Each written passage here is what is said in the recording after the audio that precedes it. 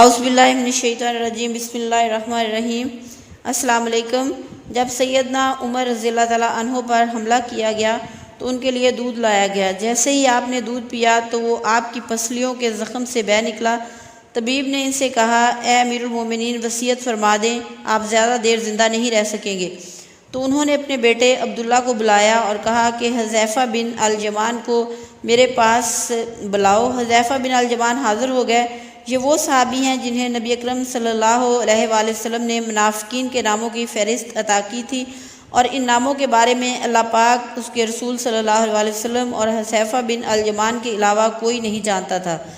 حضرت عمر نے پوچھا، جب کہ خون ان کی پسلیوں سے بہہ رہا تھا، کہ اے حذیفہ بن الجمان، میں آپ کو اللہ کی قسم دے کر کہتا ہوں، کیا اللہ کے رسول صلی اللہ علیہ وآلہ وسلم نے میرا نام منافقین کے ناموں میں لیا ہے یا نہیں؟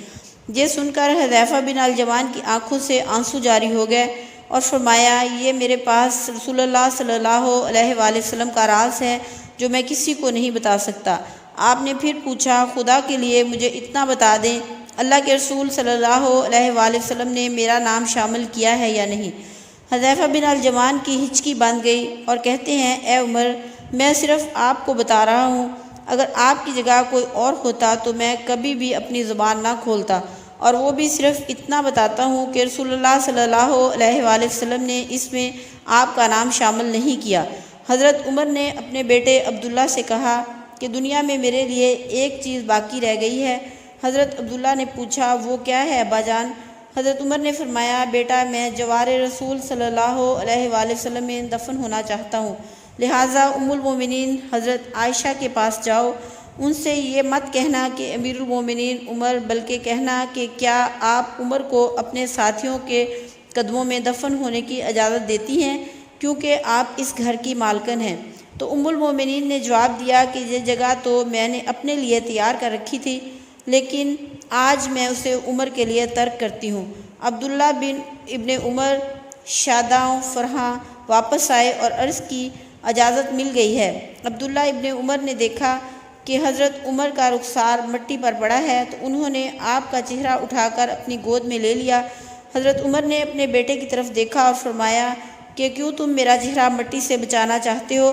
عبداللہ ابن عمر نے کہا، ابا جان، لیکن حضرت عمر نے بات کاٹتے ہوئے فرمایا کہ اپنے باپ کا چہرہ مٹی سے لگنے دو، بربادی ہے عمر کے لیے اگر کل اللہ پاک نے اسے نہ بخشا۔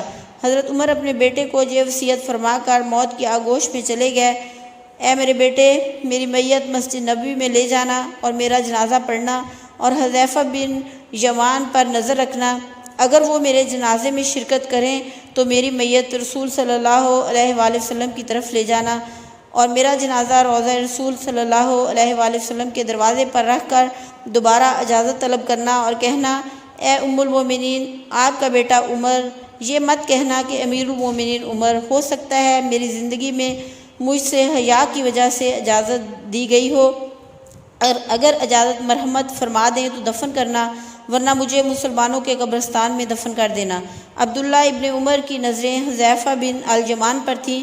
وہ کہتے ہیں کہ میں حذیفہ بن یمان کو ابا جان کی نماز جنازہ پر دیکھ کر بہت خوش ہوا، اور ہم جنازہ لے کر رسول اللہ صلی اللہ علیہ وآلہ وسلم کی طرف چلے گئے۔ دروازے پر کھڑے ہو کر میں نے کہا، یا آمنا والدیک عمر فی الباب، اے میری ماں، آپ کا بیٹا عمر دروازے پر ہے، کیا آپ تدفین کی اجازت دیتی ہیں؟ ام المومنین نے جواب دیا، مرحبا یا عمر، عمر کو اپنے ساتھیوں کے ساتھ دفن ہونے پر مبارک ہو۔